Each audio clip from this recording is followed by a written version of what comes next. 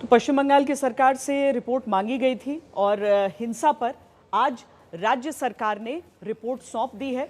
ये हाईकोर्ट को, कलकत्ता हाईकोर्ट को ये रिपोर्ट सौंपी गई है और उसमें क्या क्या एक्शन लिया गया है उसके बारे में बताया गया है।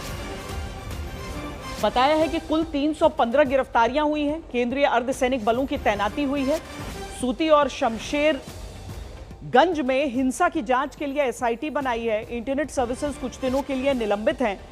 कुल 1546 सोशल मीडिया खाते में 1257 बंद करने को कहा है। फेसबुक के 918 अकाउंट बंद करने के लिए राज्य सरकार ने लिखा है। अब तक ये कार्रवाई तो हुई है, लेकिन कल फिर शुक्रवार है, जुमे की नमाज के बाद ही अब तक मुस्लिम पर्सनल लॉ बोर्ड की तरफ से वक्फ का विरोध जताने की बात पर प्रदर्शन होता आया।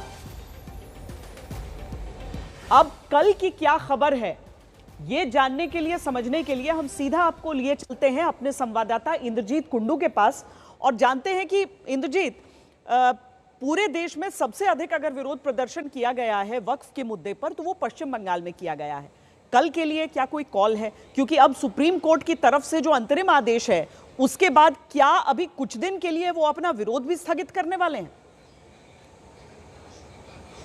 बिल्कुल श्वेता, ये सबसे बड़ा सवाल इस वक्त पश्चिम बंगाल में बनी हुई है।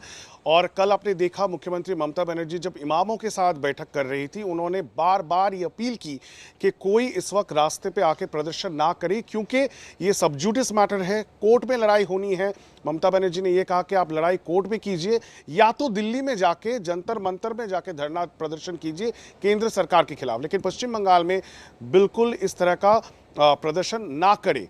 जो पुलिस के हवाले से हमें जानने को मिल रहा है, कोलकाता पुलिस ने साफ कह दिया है कि कोई भी ऑर्गेनाइजेशन को कल, मतलब जुम्मे नमाज के बाद शुक्रवार को, किसी भी तरह का इस तरह का प्रदर्शन में परमिशन नहीं दिया जाएगा।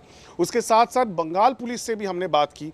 बंगाल पुलिस भी ये कह रही है कि पूरे राज्य में जितने भी डिस्ट्रिक्ट है, कहीं पे भी इस तरह का प्रदर्शन की अगर कोशिश की जाएगी तो उसको पुलिस डिसुएड करेगी।